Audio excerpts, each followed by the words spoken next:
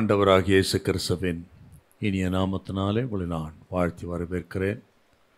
சுத்திகரிப்பில் ஒரு மிக முக்கியமான ஒரு சத்தியத்தை இன்றைக்கு நாம் தியானிக்க இருக்கிறோம். நீதிமொழிகள் 24 அதிகாரம் 9வது வசனம். நீதிமொழிகள் 24:9. தீய நோக்கம் பாவமாம், பரியாசக்காரன் மனுஷருக்கு அருவருப்பானவன். தீய நோக்கம் பாவமாம். இந்த நாள் செய்தியின் தலைப்பு பாவ சிந்தனைகள். பாவ சிந்தனைகள், சின்ஃபுல் தாட்ஸ். Sinful thoughts. இந்த 24 அதிகாரத்தில் 7 முதல் 9 வசனத்தில் சாலமோன் ஞானி என்ன சொல்கிறாருன்னா, உலகில் பலதரப்பட்ட மனிதர்கள் இருக்கிறார்கள்.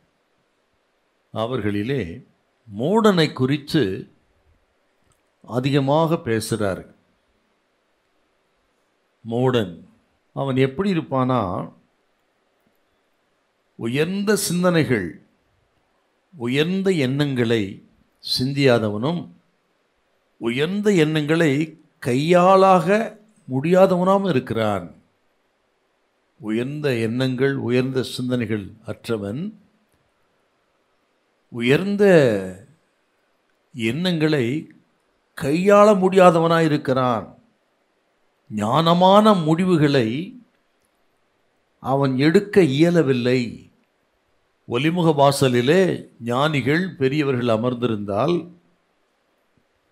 அவர்களோடு அவன் பங்கேற்க மாட்டான்.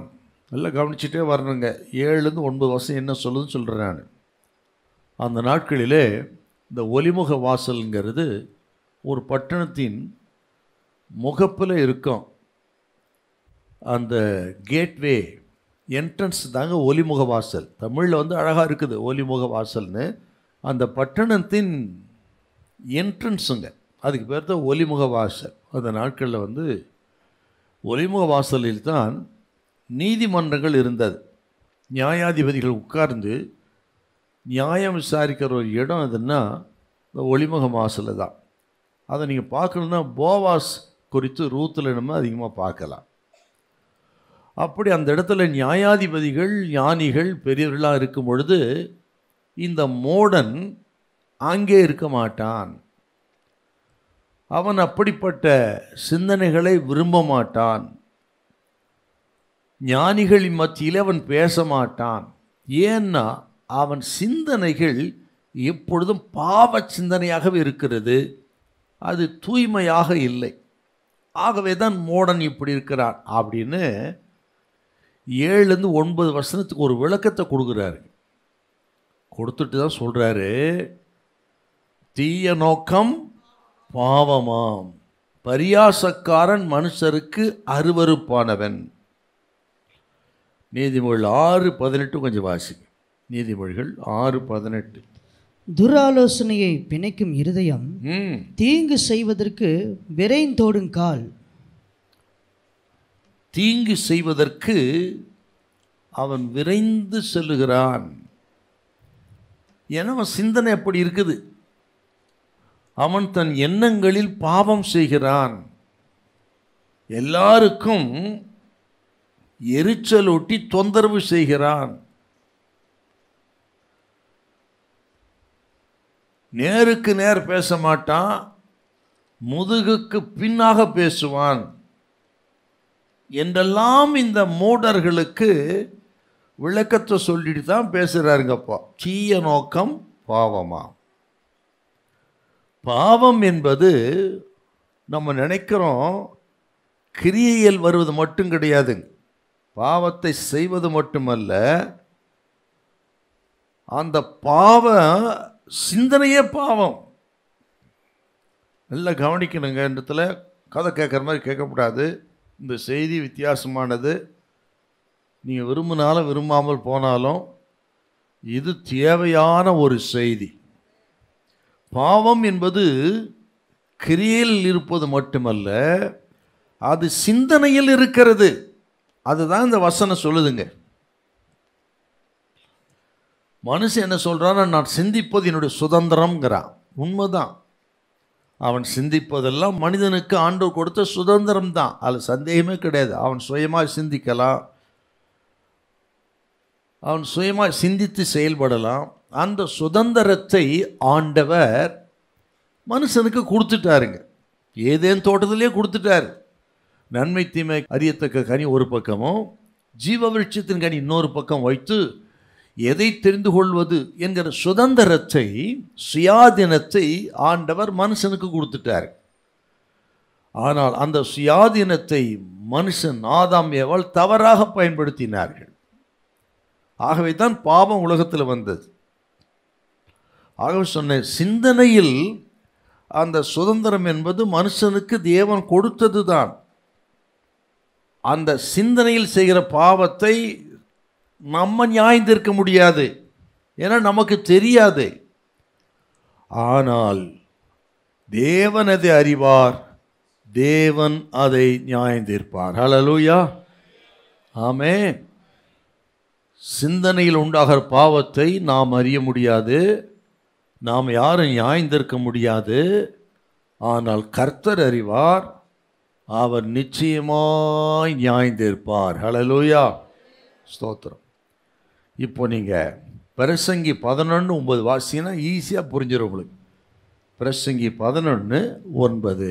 வாலிபனே, உன் இளமையிலே சந்தோஷப்படு, உன் வாலிப நாட்களிலே உன் இருதயம் உன்னை பூரிப்பாக்கட்டும், உன் நெஞ்சின் வழிகளிலும் உன் கண்ணின் காட்சிகளிலும் நட. ஆனாலும் இவை எல்லாவற்றின் நிமித்தமும் தேவன் உன்னை நியாயத்திலே கொண்டு வந்து நிறுத்துவார் என்று அறிந்துகொள். பார்த்தீங்களா, அதுக்கு தான் சொன்னேன், மனுஷனாகி நம்மால் அறிந்து கொள்ள முடியாது, நம்மால் நியாயந்திருக்கவும் முடியாது. ஆனால் எல்லா யோசனைகளையும் சிந்தனைகளையும் கர்த்தர் அறிவார், அவர் ஒருவரே நியாயந்திருக்கக்கூடியவர். ஹல்லேலூயா. ஆகவே தான் சொல்கிறார், வாலிபனே உன் இளமையில் சந்தோஷப்படு, மகிழ்ச்சியாரு, ஆனால் ஒன்றை மறக்காத, எல்லாவற்றின் நியாயத்தில் கொண்டு வந்து நிறுத்துவார் என்பதை நீ மறக்காதே. சில ஞானிகள் இருக்கிறார்கள், அவர்கள் பார்வையில் ஞானிகளாயிருப்பார்கள், ஆனால் ஆண்டவர் பார்வையில் மூடர்களாயிருப்பார்கள். நம்ம தான் பேசிப்போம், அவர் பெரிய ஞானிங்க, அவர் நல்ல அறிவாளிங்க, 4 டாக்டரேட் வாங்கியிருக்காருங்க, அவர் 48 நாடை சுற்றி வந்திருக்கிறாருங்க அவர் அப்படின்னு நம்ம பேசுவோம். அவன் பேசிப்பான். தங்கள் எண்ணங்களில் ஞானிகளாக இருக்கிறவர்களை கர்த்தர் மதிக்க மாட்டாராம் அப்படின்னு இருக்குது. அவர்கள் எண்ணங்களில் ஞானிகளாக இருப்பார்கள், ஆனால் கர்த்தருக்கு முன்பு அவர்கள் மூடர்கள். ஆகவே தான் தங்கள் எண்ணங்களில் ஞானிகளாக இருக்கிறவர்களை கர்த்தர் மதிக்க மாட்டான் இருக்குது. இப்போ பாருங்க, ஒரு வசனத்தை வாசிங்க பார்க்கலாம். சங்கீதம் 14:1. தேவன் இல்லை என்று மதிகெட்டவன் தன் இருதயத்தில் சொல்லிக் கொள்ளுகிறான். அவர்கள் தங்களை கெடுத்து அருவருப்பான கிரிகளை செய்து வருகிறார்கள், நன்மை செய்கிறவன் ஒருவனும் இல்லை. தேவன் இல்லை என்று மதிகெட்டவன் தன் இருதயத்தில் சொல்லிக் கொள்கிறான். அவனுக்கு முன்பாக ஞானியாயிருக்கிறான், மனிதர்களுக்கு முன்பாக ஞானியாயிருக்கிறான். ஆனால் தேவனுக்கு முன்பு அவன் மதிகேடன். அவனை ஆண்டவர் மதிக்கிறது இல்லையா? அவ்வளோ ஞானியா இருக்கிறவன் ஏன் கர்த்தருக்கு முன்பு மூடன்னு கேட்டிங்கன்னா, இன்னொரு வசனத்துக்கு பாருங்க.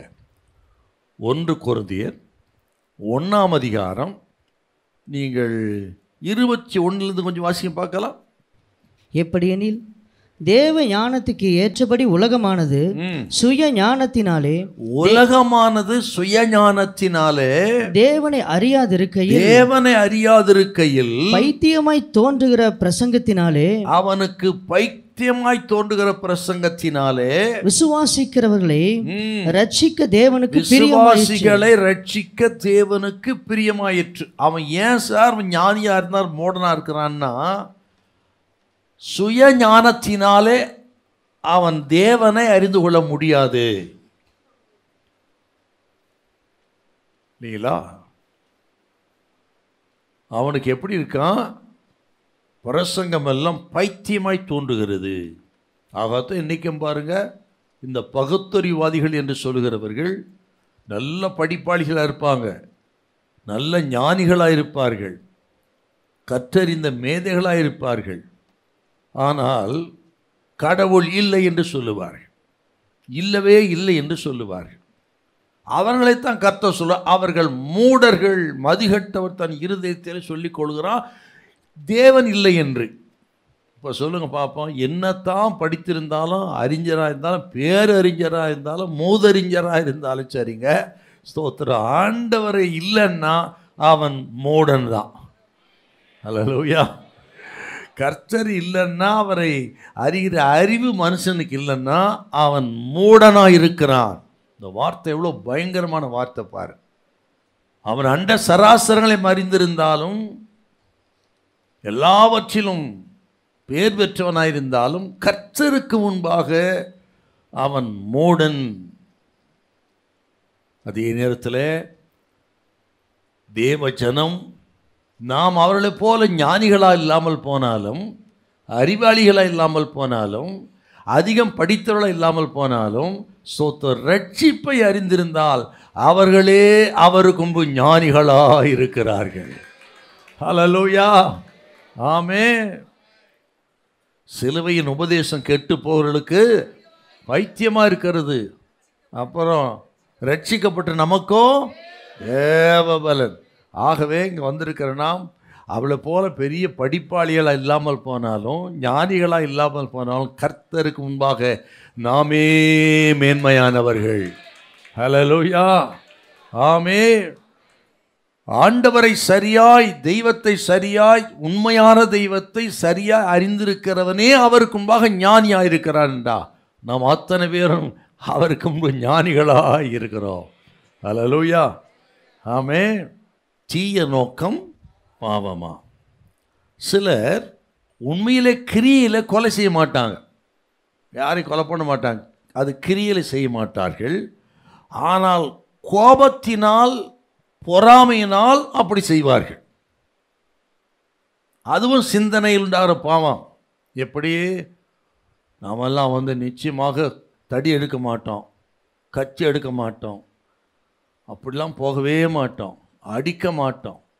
ஆனால் சிந்தனையில் கச்சி எடுத்துருவோம் இல்லையா? பல்ல உடச்சிடுவோம், கையை உடச்சிடுவோம், காலை உடச்சிடுவோம். எப்படி? பாரு பாரு, என்ன பேசிட்டான், என்னவன் நாளைக்கு அவன் கை இருக்குதா பாரு, விடிஞ்சா அவனுக்கு கால் இருக்காது, அட்லீஸ்ட் 4 பல்லாச்சும் உடையணும் இல்லையா? இப்போ சிந்தனையில் நம்ம அவனை கொன்னுட்டோம், சிந்தனை நம்ம காலை உடைச்சிட்டோம், ஆனால் அதை செய்ய மாட்டோம். போத்துறோம் லீலுயா, அது அந்த அளவுக்கு நம்ம பாவியாக போக மாட்டோம், அடிக்க மாட்டோம், ஒன்றும் பண்ண மாட்டோம்.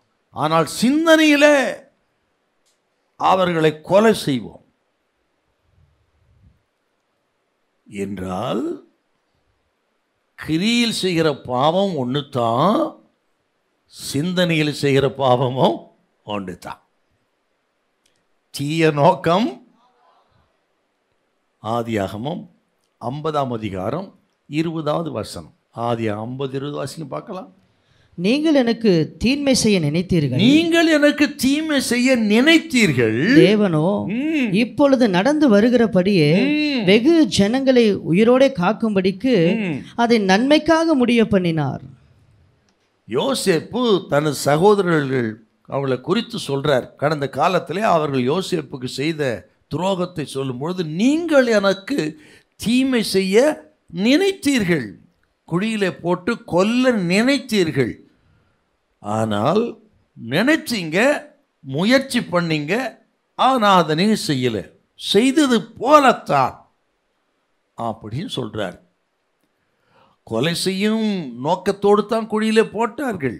ஆனால் ஆண்டவர் யோசேப்போடு இருந்ததுனால அந்த எண்ணத்தை கர்த்தர் மாற்றி அவர்கள் எகிப்து தேசத்துக்கு இஸ்மவேல் கையில் விற்று போடும்படி கர்த்தர் செய்தார். அதான் சொல்கிறாருங்க, நீங்கள் நினைத்தீர்கள், என்னை கொலை பண்ணணும்னு நினைச்சீங்க என்றால், சிலர் கிரியல் செய்யாவிட்டாலும் இருதயத்திலே, சிந்தனையிலே அவர்கள் கொலை செய்கிறார்கள். அது ஒரு கொடிய பாவம். எல்லாவற்றை காட்டிலும் ஆண்டவர் இயேசு சொன்ன ஒரு பட்டை குத்துவோடு ஒரு வார்த்தை உண்டு, ஈட்டியை போல ஒரு வார்த்தை உண்டு, நாம் மறக்க முடியாத ஒரு வார்த்தை. மத்தேயு சுவிசேஷம் 5ஆம் அதிகாரம் 28வது வசனம். மத்தேயு 5:28. நான் உங்களுக்கு சொல்லுகிறேன், ஒரு ஸ்திரீயை இச்சையோடு பார்க்கிற எவனும் தன் இருதயத்தில் அவளோட விபச்சாரம் செய்து ஆயிற்று. அவன் கிரியையில விபச்சாரம் பண்ணல சார், ஆனால் சிந்தனையில இச்சையோடு பார்த்து விட்டாலே அவன் செய்தாயிற்று. ஆண்டவர் கணக்கில் அவன் விபச்சாரம் செய்து விட்டான். நம்ம நினைக்கிற மாதிரி கிடையாதுங்க ஆண்டவருடைய நியாய தீர்ப்பு. ஆண்டவர் பார்க்கிற பார்வை நியாய தீர்ப்பு சாதாரணமான விஷயம் கிடையாது. ஏதோ மொபைல் அதை பார்த்து இதை பார்த்துட்டு போயிட்டு ஆண்டவர் மறந்துட்டார் இது மறந்துட்டார், இல்லை, தப்பாக நினைக்கக்கூடாது. ஆண்டவர் சொன்ன வார்த்தையை பாருங்க. சோத்திரம். இச்சையோடு பார்க்கிற எவனும் விபச்சாரம் செய்து ஆயிற்று. 1.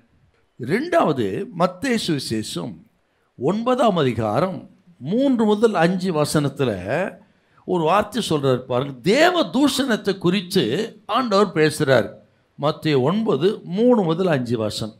அப்பொழுது வேத பாரகரில் சிலர் இவன் தேவதூஷணம் சொல்லுகிறான் என்று தங்கள் உள்ளத்தில் சொல்லிக் கொண்டார்கள். இயேசு அவர்கள் நினைவுகளை அறிந்து நீங்கள் உங்கள் இருதயங்களில் பொல்லாதவைகளை சிந்திக்கிறது என்ன? உன் பாவங்கள் மன்னிக்கப்பட்டது என்று சொல்லுவதோ, எழுந்து நடவென்று சொல்லுவதோ எது எளிது? பரிசேயர்கள் இருதயத்தில் அவர்கள் சிந்திக்கிறார்கள், இயேசு தேவ தூஷணம் செய்தார் அப்படின்னு. ஆனா வாயில பேசல. கவனிக்கணும், வாயில பேசல, வார்த்தை வரல. ஆனால் இருதயத்தில் அவர் சிந்திக்கிறார்கள் இவர் தேவ தூஷணம் செய்தார் என்று. வாயில பேச முடியலனாலும் சிந்தித்து தான் ஆண்டவர் கணக்கில் மாபெரும் பாவமாகிவிட்டது. ஆனால் பேசல, இருதயத்தில் சிந்தித்தது கர்த்தருக்கு முன்பாக பெரும் பாவமாய் மாறிவிட்டது. அதுதான் சொல்றாருங்க ஆண்டவர். பழைய ஏற்பாடு இன்னொரு வசனத்தை காண்பிக்க விரும்புகிறேன். 49ஆம் சங்கீதம் 11வது வசனம். 49:11. தங்கள் வீடுகள் நித்திய காலமாகவும் தங்கள் வாசஸ்தலங்கள் தலைமுறை தலைமுறையாகவும் இருக்கும் என்பது, தங்கள் வாசஸ்தலம் தலைமுறை தலைமுறையாக இருக்கும் என்பது அவர்கள் உள்ளத்தின் அபிப்பிராயம். அவர்கள் உள்ளத்தின் அபிப்பிராயம். என்ன இந்த வசனத்துக்கு அர்த்தங்க? உதட்டளவில் பேசுவான். என்ன, இந்த வீடு வாசல்லாம் நிரந்தரம் இல்லாதுங்க, இதெல்லாம் அற்பமானது, நிரந்தரமானது நிச்சய வீடு, இந்த வீடெல்லாம் ஒரு மாயை என்று உள்ளத்தில் நினைக்கிறான், வாயில பேசுறான். ஆனா உண்மையில வீட்டை எப்படி கட்டுறான்னா, இதுதான் நிரந்தரம், உலகம் தான் நிரந்தரம், வீடு தான் நிரந்தரம் போல அவன் ஃபவுண்டேஷன் போட்டு மாடி மேலே மாடி கட்டுறானா. அதுதான் அந்த வார்த்தைக்கு அர்த்தம். நீங்கள் ஈஸியாக புரிதல் போல வியாக்கியானம் பண்ணுறவங்களுக்கு அந்த வசனத்துக்கு அர்த்தம் அதுதான். பேசுறது என்ன? ஓ, இந்த வீடெல்லாம் தற்காலிகமானது, இது மாயை, உலகமெல்லாம் ஒரு மாயை தான், நிரந்தரமானது, அசைவில்லாத ஒரு ராஜ்யம் உண்டு, அது பரலோக ராஜ்யம், ஆபிரகாம் அதை தேடினார். ஹல்லேலூயா. அவன் பேசுகிறான், ஆனால் செய்கை எப்படி இருக்கிறது? மாடி மேல மாடி கட்டுறான். ஸ்தோத்திரம். அஸ்திவாரம் பலமா போடுறான். எதுக்கு? இந்த உலகம்தான் நிரந்தரம் என்பது போல. பார்த்தீங்களா? லூக்கா சுவிசேஷம் 12ஆம் அதிகாரம் 20 ஒரு மனுஷனை குறித்து பேசுறார் ஆண்டவர், இல்லையா? வாசிங்க. தேவனோ அவனை நோக்கி, மதிகேடனே, மதிகேடனே, யூ ஆர் ஃபூல். ஆண்டவர் சொன்னதுங்க சார். நமக்கு யோசிக்கிறோம், அவன் என்ன சார் தப்பு பண்ணா? கொஞ்சம் யோசிங்க. நல்லா உழைச்சான், அது தப்பா? ராத்திரி மேலே கஷ்டப்பட்டு சம்பாத்தியம் பண்ணது தப்பா? உழைச்சது தப்பா? நல்லா விளைஞ்சது தப்பா? விளைஞ்சதை வேஸ்ட் பண்ணக்கூடாது, சேர்த்து வைக்க வேண்டும் என்று நினைச்சது தப்பா? நீங்கள் சொல்லுங்கள், எது அது தப்பா? அவனை பார்த்து யார் சார் மதிகன்னு சொல்லணும். அவர் நல்லா உழைக்கிறவன், கடுமையாய் உழைத்தவன், சம்பாத்தியம் பண்ணி சேர்த்து வைத்து வீணடிக்கக்கூடாது என்று நினைத்தவன், கடின உழைப்பாளி. இவ்வளோ செஞ்ச மனுஷனை நீ ஒரு முட்டாள்னு ஏன் சொல்கிறான்னு கேட்டிங்கன்னா, இவ்வளோ எதுக்கு செஞ்சானா, இந்த உலகம்தான் நிரந்தரம் என்று நினைத்து அவன் களஞ்சியங்களை பெரிதாக நான் கட்டுவேன் அப்படி சொல்கிறான்.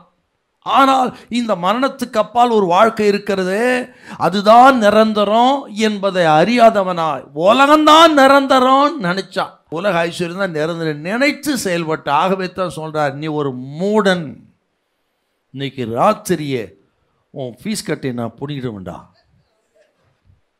அன்றைக்கி ராத்திரி அவன் க்ளோஸுங்க. நீ அதை வாசித்து பார்த்தீங்களா? இன்றைக்கு ராத்திரி உன் ஆத்தம் ஒன்றை விட்டு ஈடுபட்டு போகுமானால் இல்லை. வாசிங்களேன் மறுபடியும் 12:20. உன் ஆத்துமா உன்னிடத்திலிருந்து இந்த ராத்திரியிலே எடுத்து கொள்ளப்படும். அன்னைக்கு ராத்திரி அவன் அவுட்டுன்னு அர்த்தங்க. ஆனால் என்ன அவன் செய்கிறான்? இதுதான் உலகம்தான் நிரந்தரம் என்று இடிப்பேன், கட்டுவேன், அது பண்ண இது பண்ணுறான்.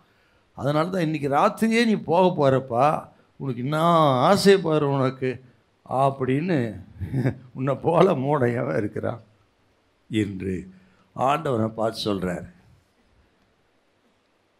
கவனிங்கள், உதட்டளவிலே பேசினாலும் உள்ளமோ இந்த உலகம்தான் நிரந்தரம் என்று நினைத்து அவன் வீடுகளை கட்டுகிறான். ஆகவே தான் கர்த்தர் சொல்கிறாரு, தீய நோக்கம் பாவமா. இன்னொரு வசனத்தை வாசி 2 குறிப்புகள் சொல்லணும் உங்களுக்கு. நான் உபாகமம் 15:9 அற்புதமான ஒரு வசனம். உபாகமம் 15:9 கொஞ்சம் வாசிங்க பார்க்கலாம். விடுதலை வருஷமாகிய 7ஆம் வருஷம் கிட்டி இருக்கிறது என்று சொல்லி உன் இருதயத்திலே பொல்லாத நினைவு கொண்டு உன் ஏழை சகோதரனுக்கு கொடாமல் மறுத்து அவன் மேல் வன்கண் வைக்காதபடிக்கும் அவன் உன்னை குறித்து கர்த்தரை நோக்கி அபயமிடாதபடிக்கும் எச்சரிக்கையாயிரு. என்ன எச்சரிக்கையா இருக்கணும்? உன் இருதயத்தில் பொல்லாத நினைவுகளை கொள்ளாதே. ஒரு எச்சரிப்பான வார்த்தைங்க அது. உன் இருதயத்தில் பொல்லாத நினைவுகளை கொள்ளாதே என்று ஆண்டவர் எச்சரித்து சொன்ன அற்புதமான வார்த்தை. இன்னும் யோபு சொல்வார் இன்னொரு வசனம். யோபு 20:12-13. பொல்லாப்பு அவன் வாயிலே இனிமையாய் இருப்பதால் அவன் அதை தன் நாவின் கீழ் அடக்கி அதை விடாமல் பதனம் பண்ணி தன் வாய்க்குள்ளே வைத்து கொண்டிருந்தாலும் அவன் போஜனம் அவன் குடல்களில் மாறி அவனுக்குள் விரியன் பாம்புகளின் பிச்சாய் போகும். பிச்சுனா கசப்பு இல்லைங்களா? அவன் அதை அப்படியே சிந்தனையில் வச்சிருக்கிறானா, வாயில் ஆகாரத்தை வைத்து கொண்டிருப்பது போல் வைத்து கொண்டிருக்கிறான். முடிவு அது அவனுக்கு கசப்பாக போயிடும். ஆகவே தான் நம்ம சிந்தனை குறித்து ரொம்ப ரொம்ப கவனமாக இருக்கணுங்க. இன்றைக்கி இந்த கேட்குற கர்த்தருடைய பிள்ளைகள் உங்கள் சிந்தனை குறித்து ரொம்ப எச்சரிக்கையாக இருந்து எந்த விதத்திலும் உங்கள் சிந்தனையில் பாவம் வராதபடிக்கு தடுத்து நிறுத்தி கவனமாக காத்துக்கிடணும். அது இந்த கடைசி நாட்களில், பொல்லாத நாட்களில் இது ரொம்ப அவசியமான ஒரு செய்தி உங்களுக்கு. தீய நோக்கம் பாவமா. சரி, இந்த பாவ சிந்தனைகளை குறித்த ஒரு 3 குறிப்புகளை சுருக்கமாக சொல்லி நம்ம ஜெபம் பண்ணி ஒரு ஆழமான பரிசுத்தத்தை பெற்றுக்கொள்ள கர்த்தர் உதவி செய்வாராக. ஹல்லேலூயா. பாவ சிந்தனைகள் மனிதனை தீட்டுப்படுத்தும். முதல் குறிப்பு, பாவ சிந்தனைகள் மனிதனை தீட்டுப்படுத்துகிறது. எசேக்கியேல் 23:19. எசேக்கியேல் 23:19. அவள் எகிப்து தேசத்திலே வேசித்தனம் பண்ணின தன் வாலிபத்தின் நாட்களை நினைத்து தன் வேசித்தனங்களின் அதிகரித்து போனாள். பாவ சிந்தனைகள் மனிதனை தீட்டுப்படுத்துகிறது. Sinful thoughts defile a man. இந்த வசனத்துக்கு அர்த்தத்தை பார்த்தீங்களா? கவனிச்சிங்களா? அந்த வசனத்துக்கு என்ன அர்த்தம்னு மறுபடியும் வாசிங்களேன். அவள் எகிப்து தேசத்திலே வேசித்தனம் பண்ணின தன் வாலிபத்தின் நாட்களை நினைத்து தன் வேசித்தனங்களில் அதிகரித்து போனாள். இஸ்ரவேல் ஜனத்தை குறித்து கடிந்து கொண்டு கர்த்தர் சொன்ன வார்த்தை. இஸ்ரவேல் ஜனம் எப்படிப்பட்டவர்களாம்? எகிப்து தேசத்தில் அவர்கள் பாவம் செய்து கெட்டு போனவர்கள். அதோடு போயிடலுங்க, அவர்கள் வெளியே வந்த பிறகும் கானான் தேசத்தை வந்து சுதந்திரித்த பிறகும் கூட அந்த பழைய பாவத்தை நினைத்து நினைத்து நினைத்து அதை ருசித்து அதில் பெரும்பாவி ஆயிட்டானா. கடந்த கால பழங்காலத்தில் நடைபெற்ற செய்த பாவத்தை நினைத்து நினைத்து ருசித்து அவன் பாவத்தில் பெருகிவிட்டான், பெரும் பாவியாகிவிட்டான் அப்படின்ற ஒரு பயங்கரமான வார்த்தையை பேசுகிறார்கள். என்னைக்காவது இந்த வார்த்தைக்கு இந்த அர்த்தம் என்னன்னு புரிஞ்சிருப்பீங்களா உங்களுக்கு? இன்றைக்கு நடைமுறையில் இருக்கின்ற ஒரு கொடூரத்தை அன்றைக்கு கர்த்தர் சுட்டி காட்டியிருக்கிறார். கடந்த காலத்தில் செய்த பாவத்தை மீண்டும் மீண்டும் சிந்தனைக்கு கொண்டு வந்து அந்த பாவத்திலே பெருகுவது, அதிலே திளைத்தவர்கள் இஸ்ரவேல் ஜனம். அதோடு போறதில்ல, அவர்கள் எதிர்கால பாவத்தை நினைத்து இன்னும் வாய்ப்பு கிடைக்கவில்லையே என்று இருதயத்தில் துணிகரம் கொண்டு அதிலேயும் பெறுகிறானா. அடே அப்பா, கடந்த கால பாவத்தை நினைத்து நினைத்து ருசி பார்த்து பெறுகிறது மட்டும் இல்லை, எதிர்கால பாவத்தை நினைத்து அதுக்கு வாய்ப்பு இல்லையேன்னு வருத்தப்படுறானா. எத்தனை பயங்கரமான ஒரு இஸ்ரவேல் ஜனம் இல்லையா? பொல்லாத ஜனம். மட்டுமா நாம கவனிக்கணுங்க. தீய நோக்கம் பாவமா? பாவ சிந்தனைகள் ஒரு மனிதனை தீட்டுப்படுத்துகிறது. ஆகவே கர்த்தருடைய ஜனம் உங்கள் சிந்தனைகளை குறித்து ரொம்ப கவனமாக இருக்கணுங்க. அந்த சிந்தனையிலே சிந்தித்து சிந்தித்து பாவம் கருவுற்று மரணத்தை பிறப்பிக்கிற பொல்லாத இடத்துக்கு நம்ம போகக்கூடாது. ஆகவே ஆரம்பத்திலேயே சிந்தனையை சரி பண்ணிடணும். ஆரம்பத்திலே அந்த ஃபஸ்ட்டு ஸ்டெப்பையே சரி பண்ணிடணுங்க. நாளைக்கு பார்க்கலாம், பிறகு பார்த்துக்கலாம், யார் தான் செய்யலை என்று நாளை கடத்தக்கூடாது. நம்ம பாவ அறிக்கைக்கு மட்டும் கால தாமதம் பண்ணக்கூடாது. கால தாமதம் தான் மிகப்பெரிய ஆபத்து. ஆகவே ஆண்டவர் உணர்த்தும் பொழுதே அப்பவே அறிக்கை செய்து மனம் திரும்பி உங்களை பரிசுத்தப்படுத்தி கொள்ள வேண்டும். ஹல்லேலூயா. எவ்வளவுதான் சொன்னாலும் சரிங்க, யாருக்கு தெரிய போகுதுன்னு தான் ஒரு காலகட்டம் வருங்க, ஆண்டவர் கார்னரில் கொண்டு வந்து நிறுத்துவார். அங்கே யாராலும் காப்பாற்ற முடியாது. அதை நான் ரொம்ப அழுத்தம் திருத்தமாக உங்களுக்கு சொல்கிறேன். உங்களுக்கு ஆண்டவர் பேசும்போது மனம் திரும்பி விட வேண்டியதை விட்டுடணும் இல்லையா? இந்த கடைசி காலத்தில் இந்த டீச்சிங் பல மடங்கு தேவையாக இருக்கிறது. ஆகாத நட்பை விட்டுடணும், ஆகாத சம்பாஷணையை விட்டுடணும், ஆகாத மொபைல் டாக் ஆபத்து நமக்கு. ஆகவே இன்னைக்கு யாரோடு பேசுகிறார் தெரியல. கர்த்தர் இன்றைக்கு திட்டவட்டமாய் பேசுகிறார். இன்றோடு விட்டுடு.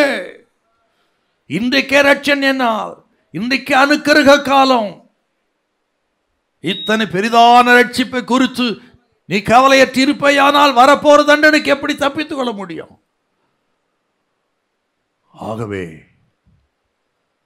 விடுபடிந்து விட்டுடும். என் வசனத்துக்கு நடுங்குகிறவனே நோக்கி பார்ப்பேன். ஆண்டோட வசனத்துக்கு நடு கர்த்தர் தான் என்னோடு பேசுகிறான்னு விட்டுட்டா கர்த்தர் இன்று முதல் உங்களை ஆசீர்வதிப்பார், உயர்த்துவார், மேன்மைப்படுத்துவார். வசனத்தை நடுங்கிற மக்களை நோக்கி பார்ப்பார், கைவிட மாட்டார். அதே நேரத்தில் துணிகரமாக இருந்தால், எனக்கு தான் ஒன்றும் நடக்கலையே என்று துணிகரமாக இருந்தால் ஸ்தோத்திரம், அதனுடைய விளைவை சந்தித்து தான் ஆகணுங்க. மனுஷன் எதை விதைக்கிறானோ அதை அறுப்பான். எந்த விதமான தயவுதாட்சியும் கிடையாது. பாஸ்டராக இருக்கட்டும், அது விசுவாசியாக இருக்கட்டும், நீதிமானாக இருக்கட்டும், தீர்க்கதரிசியாக இருக்கட்டும், எல்லாருக்கும் ஒரே சட்டம் தான். மனுஷன் எதை விதைக்கிறானோ அதை அறுப்பான். ஹல்லேலூயா. நம்மெல்லாம் என்ன பண்ணான், ரட்சிக்கப்பட்டிருக்கிறேன் அதனால் மன்னித்து விடுவார், மன்னிப்பாருங்க. ஆனால் அதற்குரிய பலனை அனுபவிச்சு தான் ஆகணும். 100% உண்மை. தாவீதுக்கு தெரியாதா? தெரிந்து தான் பாவம் செய்தார் அவர். அவருக்கு பிரமாணம் தெரியாது. அந்த நாள் ராஜாக்கள்லாம் அந்த ஒரு பிரதியை கையில் வச்சிருக்கணும். நியாயப்பிரமாணத்தின் ஒரு பிரதி, நம்ம ஜெராக்ஸ் காப்பின்னு சொல்கிறோமே, அதை போல் ஒரு பிரதி கையில் எழுதி அதை வைத்து கொண்டு தான் அரசாட்சி பண்ண ஒரு ராஜா. அதை வைத்திருந்தார் தாவீது. அதை கையில் வைத்து கொண்டே பெத்சபேத்தில் உபச்சாரம் பண்ணாருங்க. விளைவு 4 மரணம் வீட்டில் இல்லையா? அந்த குழந்தை செத்துது. அம்னோன் செத்தான், அதோனியா செத்தான், அப்சலோன் செத்தான். 4 மரணம் அடுத்தடுத்து. அவன் பெரிய பரிசுத்தவான் தானே தாவீது, விட்டுருக்கலாம் இல்லை? நோ நோ நோ, மனுஷன் எதை விதைக்கிறாதை அறுப்பா. அதுதான் சொன்னேன். யாராக இருந்தால் தாவீதாக இருக்கட்டுங்க, விசுவாசியாக இருக்கட்டும், யாராக இருக்கட்டும், சோத்திரம். ஆண்டவர் பேசியும் கீழ்ப்படியலைன்னா அதை அறுத்து தான் தெர வேண்டியிருக்கோம். அங்கே யாராலும் காப்பாற்ற முடியாது. ஹல்லேலூயா. ஆமே. பாஸ்டர் வந்து ஜெபம் பண்ணாலும் கேட்க மாட்டார். ரோமர் 13:14. ரோமர் 13:14. துரி இச்சைக்கு இடமாக உடலை பேணாமல் இருந்து கர்த்தராகிய இயேசு கிறிஸ்துவை தரித்து கொள்ளுங்கள். துர் இச்சைக்கு இடமாக உடலை பேணாமல் இருந்து. துரிச்சனை அதுதான் அசுத்த சிந்தனை. அந்த அசுத்த சிந்தனைக்கு உன் உடலை ஒப்பு கொடுக்காத. உன் உடல் தேவனுடைய ஆலயம், அது பரிசுத்தமானது. பரிசுத்த ஆவியானவர் உங்களுக்குள்ளே வாசமாக இருக்கிற வாசஸ்தலம் அது. அப்படிப்பட்ட ஒரு தேவனுடைய ஆலயத்தை ஒருவன் கெடுத்தால் தேவன் அவனை கெடுப்பார். நானா சொல்கிறேங்க, வேதம் சொல்லுகிறது. ஆகவே தேவ ஆலயத்தை அசுத்த சிந்தனைக்கும், அசுத்த இச்சைகளுக்கும், அசுத்த சகவாசங்களுக்கும், நட்புக்கும் இடம் கொடுத்து துணிகரமாக இருந்து விட்டால் கர்த்தர் சொல்கிறாருங்க, ஒருவன் தேவனுடைய ஆலயத்தை கெடுத்தால் தேவன் அவனை கெடுப்பார். சந்தேகமே கிடையாது. ஆகவே வாலிப பிள்ளைகள் ரொம்ப கவனமாக இருக்கணும். கவனமாக இருந்து உங்கள் பரிசுத்தத்தை காத்துக்கிடணும். ஆகவே கர்த்தர் சொல்கிறார், இன்னைக்கு உன் மாம்சத்துக்கு நீ தீனி போடாதே. இங்க இருக்கிற கர்த்தர் பேசுகிறார், உன் மாம்சத்துக்கு தீனி போடாதே, ஆவியிலே பலப்படு. மாம்ச சிந்தை மரணம், ஆவின் சிந்தையோ ஜீவனும் சமாதானமா. நம்பர் 1, உன் மாம்சத்துக்கு தீனி போடாதே. 2வது, பாவ நெருப்புக்கு எண்ணெய் ஊற்றாதே. உங்களுக்குன்னு எழுதிட்டு வந்திருக்கதெல்லாம். பாவ நெருப்புக்கு எண்ணெய் ஊற்றாது. எண்ணெய் ஊற்றினா நெருப்பு கொழுந்து விட்டு எரியுது போல, ஸ்தோத்திரம், பாவத்துக்கு மேல் பாவத்தை, சிந்தனைக்கு மேல் சிந்தனையை செய்ய செய்ய செய்ய அது கொழுந்து விட்டு எரியுது போல உன் ஆயுள் சக்கரத்தையே கொளுத்து விடும். ஆகவே மாம்சத்துக்கு தீனி போடாதே, பாவ நெருப்புக்கு எண்ணெய் ஊற்றாதே, உன் படுக்கையில் படுத்துக்கொண்டு இச்சைகளை நிறைவேற்ற திட்டம் தீட்டாதே. இதை ரொம்ப விளக்கணும் அவசியம் கிடையாது. உன் படுக்கையில் படுத்துக்கொண்டு இச்சைகளை நிறைவேற்றுவதற்கு திட்டம் பண்ணாதே. கவனமா இருங்க. ஒரு மனுஷனை எது சார் தீட்டுப்படுத்தும்? அவன் கை கழுதா சாப்பிட்றதுனாலும் சொன்னான் பரிச்சையன். கை கழுவம் சாப்பிட்டா தீட்டு, ஞாயிற்றுக்கிழமை அந்த வேலை செஞ்சா தீட்டு என்றெல்லாம் சொன்னான். ஆனால் கர்த்தர் சொல்றாரு, ஒரு மனுஷனை இது திட்டுப்படுத்தும். மத்தேயு சுவிசேஷம் 15ஆம் அதிகாரம் 19-20. மத்தேயு சுவிசேஷம் 15:19-20. எப்படி எனில், இருதயத்திலிருந்து பொல்லாத சிந்தனைகளும், இருதயத்தில இருந்து பொல்லாத சிந்தனைகளும், கொலைபாதகங்களும், விபச்சாரங்களும், வேசித்தனங்களும், களவுகளும், பொய் சாட்சிகளும், தூஷணங்களும் புறப்பட்டு வரும்.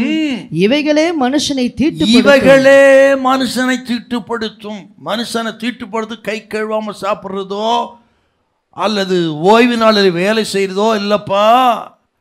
ஒரு மனுஷனை தீட்டுப்படுத்துவதுன்னா இருதயத்திலிருந்து புறப்படுகிற இந்த எண்ணங்கள், சிந்தனைகள், கொலைபாதகங்கள், அதுதான் தீட்டுப்படுத்தும். ஆகவே தான் தீய நோக்கம் பாவமா. அப்படின்னா நமது சிந்தனையில் ரொம்ப கவனமாக இருக்கணுங்க. இன்னும் கூட ஆணி அடித்த மாதிரி ஒரு வசனத்தை சொல்கிறேன் உங்களுக்கு. யோபு 31:1 வாசித்து பார்த்தீங்கன்னா, என் கண்களோடு உடன்படிக்கை பண்ணினேன் நான், ஒரு கனியின் மேல் நினைப்பாயிருப்பது எப்படி. அந்த காலத்தில் யோபு பேசியிருக்காருங்க. வேதாகமம் இல்லாத காலம், ஆலயங்கள் இல்லாத, பிரமாணம் இல்லாத காலத்திலே பக்தன் யோபு அந்த அளவுக்கு தன் இதயத்தை சுத்தம் பண்ணி வாழ்ந்துருக்கிறாரு இல்லைங்களா?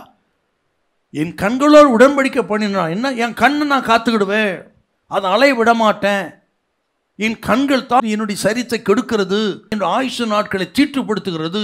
ஆகவே அந்த கண்ணை குறித்து நான் கவனமாக இருப்பேன் என்று அந்த நாட்களிலேயே யோபு சொன்ன வார்த்தை, என் கண்களோடு உடன்படிக்கை பண்ணின நான், ஒரு கண்ணியுமே நினைப்பாது எப்படி. என் சிந்தையை நான் சுத்தமாக வைத்துக்கொள்வேன், என்னுடைய நினைவுகளை நான் சுத்தமாக வைத்துக்கொள்வேன் என்று பாவ சிந்தனைகள் என்னை தீட்டுப்படுத்தும் என்று பக்தன் யோபு தீர்மானம் பண்ணி பரிசுத்தமாய் வாழ்ந்ததினால்தான் ஆண்டவரே சாட்சி கொடுக்கிறார். ஸோ இந்த யோபு போல ஒரு மனுஷன் இல்லை, பொல்லாப்புக்கு விலகுகிற தேவ மனுஷன் யோபு. ஹல்லேலூயா, பிரைஸ் தி லார்ட். தன்னை ஆலயங்கள் விசேஷத்தை கூட்டங்கள் இதெல்லாம் இருந்தும் தவறுகிறோமே, அந்த காலத்து பேசிக்க இருப்பாருங்க.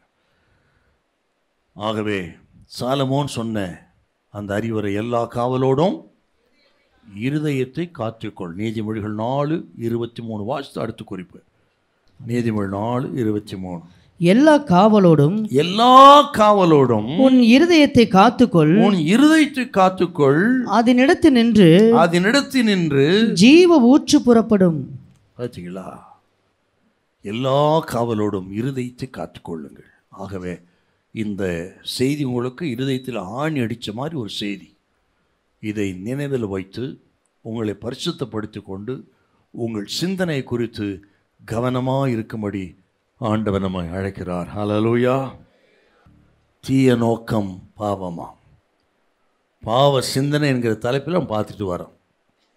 ரெண்டாவது, பாவ சிந்தனைகள் கர்த்தருக்கு முன்பாக அருவருப்பானவை. பாவ சிந்தனைகள் கர்த்தருக்கு முன்பு அருவருப்பானவைகள். நீதிமொழிகள் 15:26. நீதிமொழிகள் 15:26. துன்மார்க்கருடைய நினைவுகள் கர்த்தருக்கு அருவருப்பானவைகள், சுத்தவான்களுடைய வார்த்தைகளோ இன்பமானவைகள். துன்மார்க்கனுடைய சிந்தனைகள் கர்த்தருக்கு அருவருப்பானவை. Sinful thoughts are an abomination in the sight of God. கர்த்தருக்கு முன்பு அந்த மனுஷன் அருவருப்பானவன். பாவ சிந்தனைகளை வைத்திருக்கிற மனுஷன் கர்த்தருக்கு முன்பாக அருவருப்பானவன். மனுஷனுக்கு முன்பாக வேண்டுமானால் அவன் நீதிமான போல காட்டலாம், ஆனால் கர்த்தருக்கு முன்பு அவன் அருவருப்பானவன். ஏன் தெரியுங்களா? ஆண்டவரின் கண்கள் ரொம்ப விசேஷமான கண்கள்ங்க. மனுஷன் பார்க்கிற விதமாய் நான் பாரேன். மனுஷன் முகத்தை பார்க்கிறான், கர்த்தரோ. அப்ப இருதயத்தை பார்க்கக்கூடிய விசேஷமான கண்கள் கர்த்தரின் கண்கள். நம்ம தான் முகத்தை பார்த்து ஆளை பார்த்து எடப்படுவோம். ஆனால் ஆண்டவர் மனுஷனை பார்க்கும் பொழுது அவன் இருதயத்தை பார்க்கிற. ஆகவே தான் சொன்ன கர்த்தரி கண்கள் விசேஷமான கண்கள். அவருக்கு நல்ல மனிதர்களின் சிந்தையும் தெரியும், கெட்ட மனிதர்களின் சிந்தையும் அவருக்கு தெரியும். ஒரு வசனத்தை வாசி. மல்கியா 3:16. ஒவ்வொரு வார்த்தையும் உங்களுக்கு ரொம்ப அவசியமான வார்த்தை. மல்கியா 3:16. அப்பொழுது கர்த்தருக்கு பயந்தவர்கள் ஒருவரோடு ஒருவர் பேசிக் கொள்வார்கள், கர்த்தர் கவனித்து கேட்பார். கர்த்தருக்கு பயந்தவர்களுக்காகவும் அவருடைய நாமத்தை தியானிக்கிறவர்களுக்காகவும் ஞாபக புஸ்தகம் ஒன்று அவருக்கு முன்பாக எழுதப்பட்டிருக்கிறது. கர்த்தருக்கு பயந்தவர்கள் நல்லவர்கள், ஒருவரோடு ஒரு பேசிக்கொள்வார்கள், அவளை கர்த்தர் கவனித்து கேட்பார். அப்படின்னா பேசுகிற வார்த்தையும் அவருக்கு தெரியுமா, இருதயத்தில் இருக்கிற சிந்தனையும் தெரியுமா அவருக்கு. முதல்ல இருதயத்தை பார்த்துட்டு தாங்க ரெண்டாவது வார்த்தை பார்க்குறார் அவர். ஆகவே தான் சொன்னேன், நல்லவருடைய எண்ணங்கள் அவருக்கு நல்லாவே தெரியும், அவர் சிந்தனைக்கு நல்லாவே ஆண்டவருக்கு தெரியும். அதை போல் பொல்லாதவர்களின் கெட்டவர்களின் எண்ணங்களும் அவருக்கு தெரியும். அப்படிப்பட்ட கண்கள் அவர் கண்கள், எக்ஸ்ரே கண்கள், ஊடுருவி பார்க்கக்கூடிய கண்கள். ஆகவே தான் எரேமியா 23:24 நான் பார்க்க கூடாதபடி எவனாகிலும் எனக்கு முன்பாக மறைத்து கொள்ள கூடுமோன்னு கேட்கிறாரு பாருங்க. வாசிக்கலாமா? எரேமியா 23:24 எவனாகிலும் தன்னை நான் காணாதபடிக்கு மறைவிடங்களில் ஒளித்துக் கொள்ள கூடுமோ என்று கர்த்தர் சொல்லுகிறார். என் கண்ணுக்கு முன்னாடி யாருன்னா மறைஞ்சிருக்க முடியுமா? தப்பு பண்ணிட்டு பாவம் செய்து மறைத்து கொள்ள முடியுமா கேட்குறாரு பாருங்க. அவன் 7 கடல் தாண்டி 7வது கடலை தாண்டி 7வது குகையில் 7வது மண் பாத்திரத்தில் 7வது பாத்திரத்தை ஒளிஞ்சிருந்தாலும் தெரியும் அவருக்கு. புரியுதுங்களா? யோனாவையும் தெரியும், மீனையும் தெரியும். அந்த மீனின் வயிற்றுக்குள்ளே இருந்த யோனா யாருன்னு அவருக்கு தெரியுங்க. கப்பலில் இருந்த கப்பல் ஆட்களையும் அவருக்கு தெரியும், மீனையும் தெரியும், மீனின் வயிற்றுக்குள்ளே போன யோனாவையும் தெரியும், நினிவே மக்களையும் தெரியும். அவர் கண்களுக்கு ஒருத்தனை மறைக்க முடியாதுங்க. ஆமே. ஆனால் சிலர் இருக்கிறான், ஆண்டவருக்கே டிமிக்கி கொடுக்குறான், ஆண்டவருக்கே டிமிக்கி கொடுக்குறவன் இருக்கான் இல்லையா? அப்படிப்பட்டவர்களுக்கு ஒரு உதாரணத்தை மட்டும் சொல்கிறேன், இன்னும் உங்களை சொல்லலை. பாவம், இவ்வளோ பேர் இருந்தாலும் வந்திருக்கீங்களே. நெருப்பு கோழி பார்த்துருக்கீங்களா? நெருப்பு கோழியோடைய சுபாவத்தில் ஒன்று என்னென்னா, அதை முட்டை போட்டுட்டு மண்ணில் மறைச்சி வச்சு போயிடும், பின்னாடியே அதோட அடுத்த மிருகம் சாப்பிட்டு போயிடும். ஒன்று. இன்னொன்று, யாராகிலும் துரத்தி கொண்டு வந்தால் வேகமாக ஓடக்கூடியது ஒன்று நெருப்பு கோழி. வேகமாக ஓடி அந்த மணல் பாங்கான இடத்துல திடீர்னு தன் தலை மணலுக்குள்ளே வைத்துக்கிடுமா. மணலுக்குள்ளே வைத்து விட்டால் அது நினைக்குமா, ஆஹா யாரும் என்னை பார்க்க முடியாது அப்படி நினைக்கும் போது துரத்திட்டு வந்தவன் அழகாக லட்டு போல கப்புன்னு தூக்கிட்டு போயிடுவான். நெருப்பு கோழி மாதிரி நிறைய பேர் இருக்கிறான். யாருக்கும் தெரியாது, எவருக்கும் தெரியாது அப்படின்னு. ஆனால் அவருக்கு தெரியும்பா. அல்லேலூயா. அதான் சொல்கிறாரு, நான் பார்க்க கூடாதபடிக்கு யாவனாகிலும் என் கண்கள் முன்பாக மறைந்திருக்க கூடுமா? முடியாது. எல்லாம் அவர் கண்கள் முன்பாக நிர்வாணமாய் வெளியரங்கமாக இருக்கிறது. ஆகவே இதெல்லாம் ஒருபோதும் மறக்கக்கூடாது. நீங்கள் இதெல்லாம் ஒரு 10,000 பேர் உள்ள செய்தி மக்கள் மத்தியில் பேசணும், கவனிக்கணுங்க.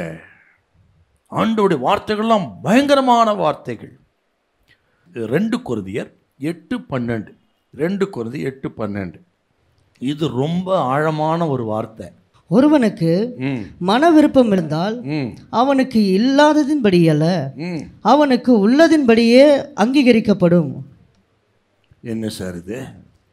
என்னன்னு கேட்டிங்கன்னா, தேவ பிள்ளைகளுக்கு நன்மை செய்ய வேண்டும் என்று எண்ணம் இருக்கிறது, ஆனால் செய்ய முடியவில்லை. ஆனால் ஆண்டவர் என்ன செய்கிறாராம், அவன் நன்மை செய்ததாகவே எடுத்துக்கொள்கிறார். அதுதான் இந்த வசனத்துக்கு அர்த்தம் இல்லையா? நீதிமான்கள் கர்த்தருடைய பிள்ளைகளுக்கு நல்ல செய்யணும் அப்படின்னு நினைக்கிறார், தான தர்மம் பண்ணணும், ஏழைக்கு இரக்கம் செய்யணும், நல்ல செய்ய வேண்டும் என்று அவர் நினைக்கிறார். ஆனால் செய்ய வாய்ப்பில்லை, செய்ய முடியவில்லை. இப்போ நினச்சிட்டாவே ஆண்டவர் அவர்கள் செய்ததாகவே எடுத்துக்கொள்கிறார். இது நல்லவர்களை குறித்து ஆண்டோடைய சிந்தனை. அதை போலத்தான் தீயவர்கள் எடுக்கிறார்.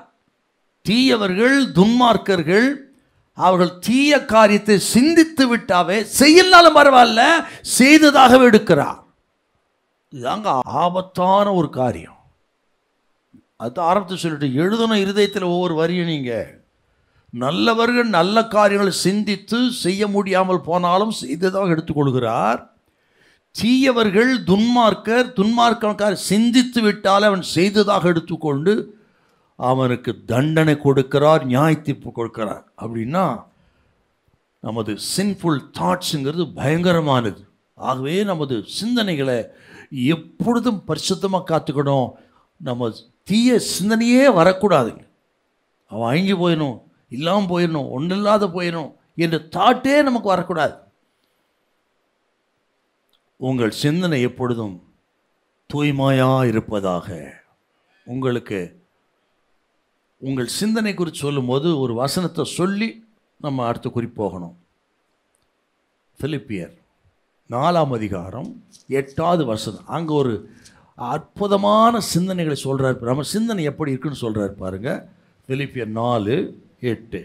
கடைசியாக சகோதரரே, உண்மையுள்ளவைகள் எவைகளோ, ஒழுக்கம் உள்ளவைகள் எவைகளோ, நீதி உள்ளவைகள் எவைகளோ, கற்புள்ளவைகள் எவைகளோ, அன்புள்ளவைகள் எவைகளோ, நற்கீர்த்தி உள்ளவைகள் எவைகளோ, புண்ணியம் எதுவோ, புகழ் எதுவோ, அவையே சிந்தித்துக் கொண்டிருங்கள். அவைகளையே சிந்தித்துக் கொண்டிருங்கள். உண்மையுள்ளவைகள் எவைகளோ, ஒழுக்கமுள்ளவைகள் எவைகளோ, நீதி உள்ளவைகள் எவைகளோ, கற்புள்ளவைகள் எவைகளோ, அன்புள்ளவைகள் எவைகளோ, நற்கீர்த்தி உள்ளவைகளோ, புண்ணியம் எதுவோ, புகழ் எதுவோ. இந்த 8 சிந்தனையிலே உங்கள் இருதயம் எப்பொழுதும் இருந்துவிட்டால் எந்த பாவத்தையும் மேற்கொள்ள முடியும். அல்லேலூயா, ஆமென். இந்த 8 விதமான தூய்மையான சிந்தனைகள் அது இருந்தால் போதுங்க. எந்த எண்ணங்களையும் நாம் கிறிஸ்து இயேசுவுக்குள் சிறைப்படுத்துகிறவர்களாக இருக்கிறோமே. உலகத்தான் நமக்கு அதாங்க வித்தியாசம். அவனுக்கும் தாட்டு வருது, தேவ ஜனத்துக்கும் தீய சிந்தனைகள் பார்வைகள் எல்லாம் இருக்குது. ஆனால் அவனுக்கு நமக்கு என்ன வித்தியாசம்னா, அவரால் கண்ட்ரோலில் பண்ண முடியாது, நம்மால் எல்லாவற்றையும் ஆளுகை செய்ய முடியும். ஹல்லேலூயா, ஆமென். அதுதாங்க ரட்சிப்பு, அதுதான் தேவ ஜனத்துக்கு அடையாளம். கோபத்தை கண்ட்ரோல் பண்ண முடியும், இச்சையை கண்ட்ரோல் பண்ண முடியும், பகை வெறுப்பு தகாதவைகளை எல்லாம் ஆளுகை செய்ய முடியும். அதுதான் நீதிமான், அதுதான் ரட்சிக்கப்பட்ட தேவஜனம். ஆனால் உலகத்தாருக்கு முடியாது. அதுக்கு எந்த எண்ணங்களையும் கிறிஸ்து இயேசுவுக்குள் சிறைப்படுத்துவர்களாக இருக்கிறோமே. மாம்சத்தை அந்த ஆசை இச்சைகளையும் கிறிஸ்தவர்கள் சிலுவையிலே அறைந்திருக்கிறார். இன்னும் எத்தனை வருஷத்தை நான் சொல்லிட்டேன் உங்களுக்கு.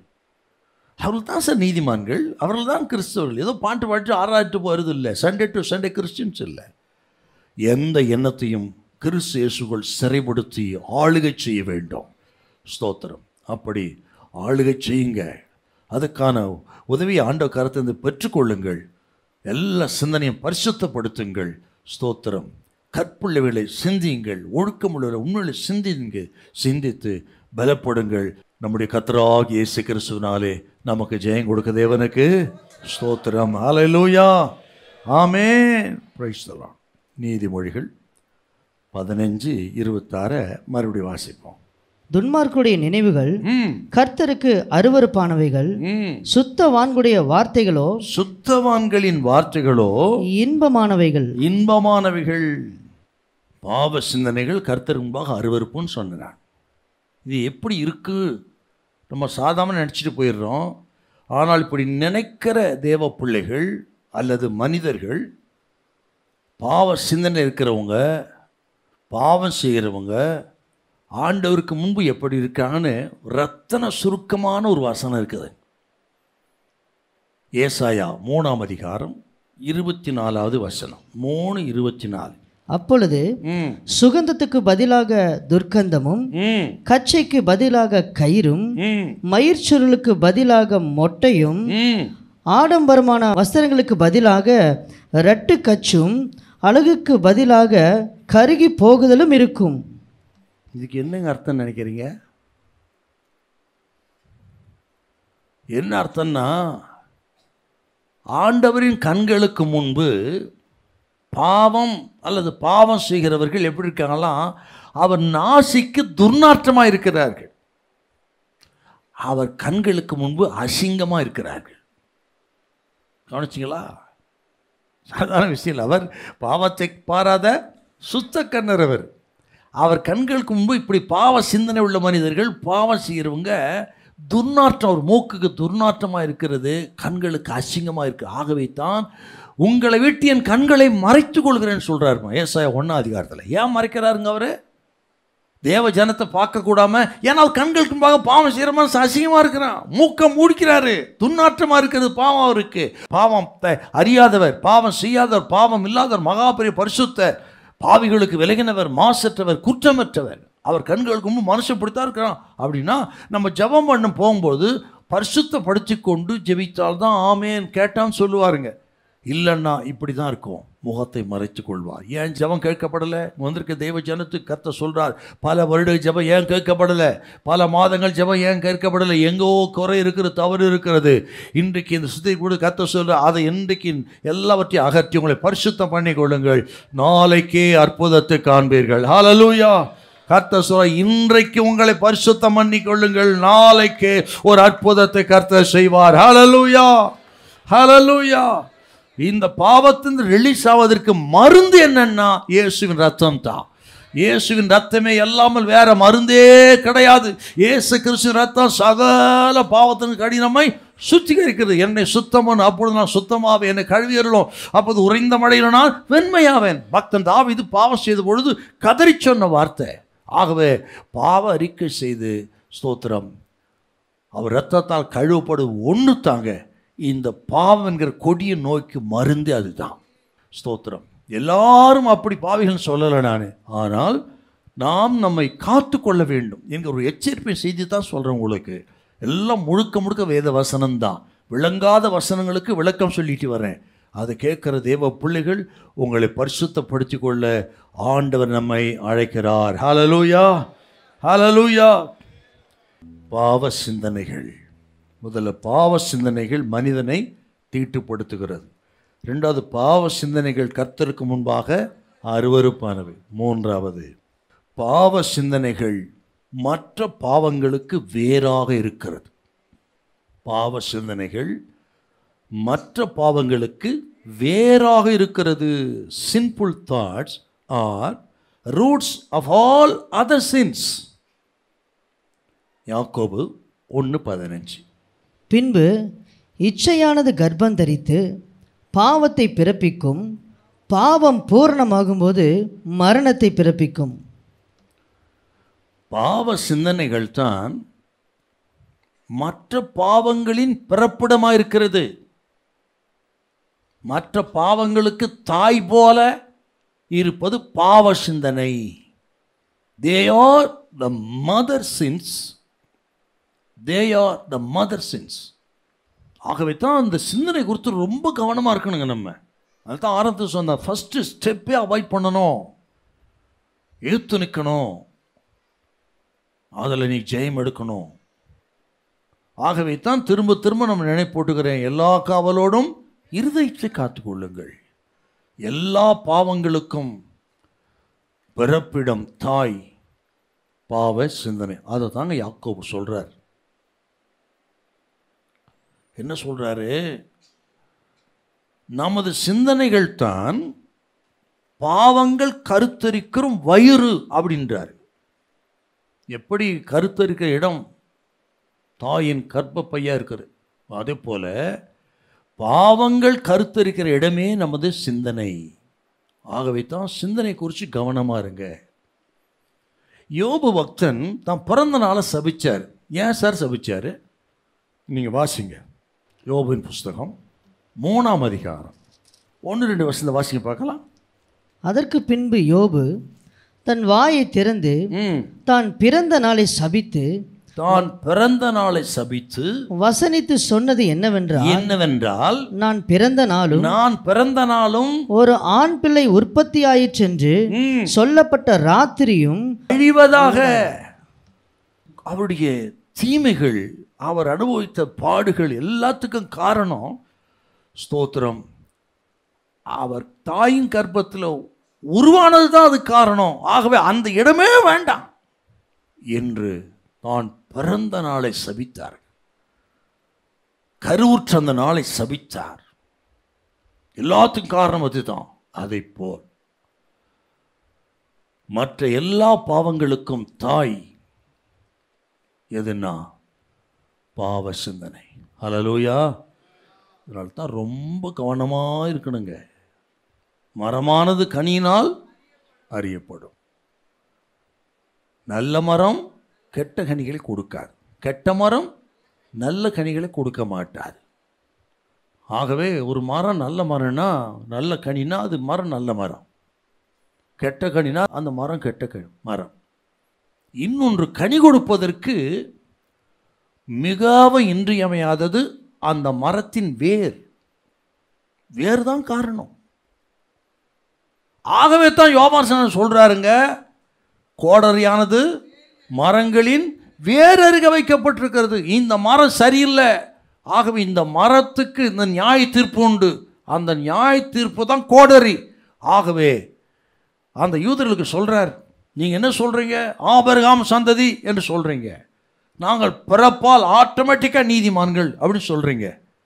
தப்பு. அவர் சொல்கிறார், பிறப்பால் ஆபிரகாம் சந்ததியாக இருக்கலாம், ஆனால் நாங்கள் பிறப்பால் நீதிமான்கள் சொல்லாத. ஸ்தோத்திரம். நீ பாவம் செய்தால் நீ பாவியாக இருக்கிறா, நீ ஆபிரகாம் சந்ததியாக இருந்தால் நீ பாவி தான். உன்னை ஏமாற்றிக்கிடாத. இதை நீ ஏற்றுக்கலை, மனம் திரும்பலைன்னா கோடரி மரத்தின் வேறு இருக்கிறது வெட்டப்படும், நியாய தீர்ப்பு வரும். ஆபிரகாம் சந்ததின்னு சொல்லி ஏமாத்தாத சொல்கிறார். அதான் மத்திய 3ஆம் அதிகாரத்தில் அவர் சொன்ன எச்சரிப்பின் சத்தம் 10வது வசனம் வாசிக்கலாமா? இப்பொழுதே கோடரியானது மரங்களின் வேறருகே வைத்திருக்கிறது, ஆகையால் நல்ல கனிகூடாத மரம் எல்லாம் வெட்டுண்டு அக்கினியிலே போடப்படும். பார்த்தீங்களா, ஆண்டவர் சொன்ன எச்சரிப்பின் வார்த்தைக்கு அது. ஆகவே நான் பார்ன் இன் கிறிஸ்டியன், நான் ரட்சிக்கப்பட்டு ஞாசம் எடுத்து 40 வருஷம் ஆச்சு, ஆகவே நான் ஒழுங்காக தசமாக காணி கொடுக்குறேன் அப்படின்னு சொல்லி ஆட்டோமேட்டிக்காக நீங்கள் ஆசீர்வதிக்கப்பட்டவர்கள் நினைக்காத. ஆட்டோமேட்டிக்கலி நீங்கள் பரலோகம் போயிடணும்னு நினைக்காதீங்க. வேர் சுத்தமாக இருக்கணும், கனி சுத்தமாக இருக்கணும், இல்லைன்னா நியாய தீர்ப்பு உண்டு. இன்னும் எவ்வளோ சொல்லிட்டு நான் உங்களுக்கு. ஆகவே ஆண்டவர் சொன்ன ஒவ்வொரு வார்த்தையும் நமக்கு எச்சரிப்பின் சத்தம். ஆகவே பொல்லாத சிந்தனைகளின் பிறப்பிடம் பாவ சிந்தனை. 12:35 கொஞ்சம் முதல்ல வாசிங்க. 12:35. நல்ல மனுஷன் இருதயமாகிய நல்ல பொக்கிஷத்திலிருந்து நல்லவைகளை எடுத்து காட்டுகிறான். பொல்லாத மனுஷனோ பொல்லாத பொக்கிஷத்திலிருந்து பொல்லாதவைகளை எடுத்து காட்டுகிறான். பார்த்தீங்களா? அப்போ பொல்லாத மனுஷன் நல்ல மனுஷன்றது தீர்மானம் பண்ணுறது எங்கே தாங்க? இருதயத்திலே சிந்தனை பொறுத்து தான். ஆகவே அந்த சிந்தனை உங்களுக்கு தூய்மையாக இருக்கட்டும், பரிசுத்தமாக இருக்கட்டும், நீங்கள் நீதிமான்களாக இருக்கணும். அப்போ தான் கர்த்தருடைய ஆசீர்வாதம் ஒன்று நமக்கு தவறாது.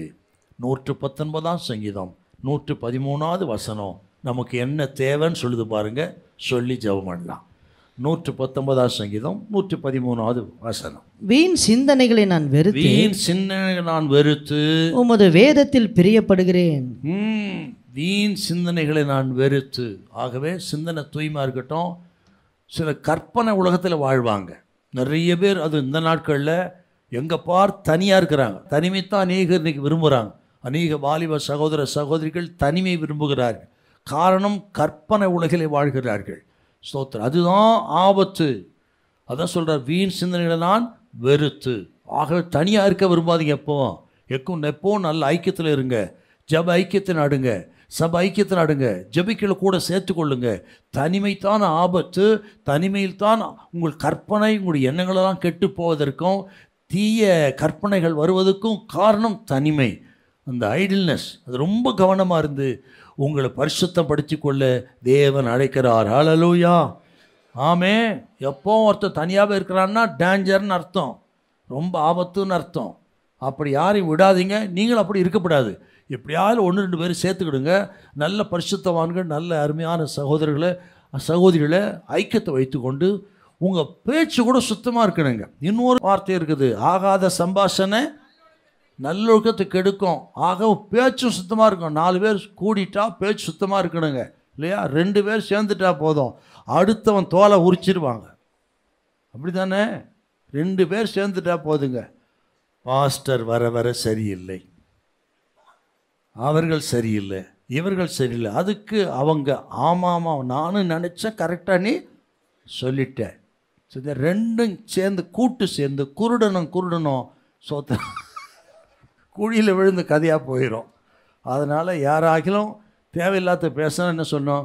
சிஸ்டர், அதெல்லாம் நமக்கு வேண்டாம், அங்கே கட் பண்ணுங்க. பிரதர், அதெல்லாம் நமக்கு தேவையில்லை பிரதர், நம்ம பரிசுத்தம் முக்கியம். யார் நம்ம போய் பரலோகம் சேரணும், அதை கர்த்தர் பார்த்தாருன்னு அங்கேயே நிறுத்துங்க. உங்களை பரிசுத்தப்படுத்திக் கொள்ளுங்கள். குறை சொல்கிற கூட்டத்தில் சேராதீங்க. சோத்திரம். உங்களை ஆண்டவரோடு காத்துக்கொள்ளுங்கள், ஆண்டவரோடு ஐக்கியத்தில் இருங்கள், பரிசுத்தப்படுத்திக் கொள்ளுங்கள். ஆண்டவர் உங்களை ஆசீர்வதிப்பார். ஹல்லேலூயா. நான் வீண் சிந்தனைகளை வெறுத்து, ஆகாத சம்பாஷணை நல்லுக்கத்துக்கு எடுக்கும் என்பதை அறிந்து உங்களை சுத்தவான்களாக காத்துக்கொள்ள கர்த்தர் உங்களை அழைக்கிறார். ஆண்டவர் உங்களை அதிகமாய் ஆசீர்வதிப்பார்கள். ஹல்லேலூயா. ஆமென்.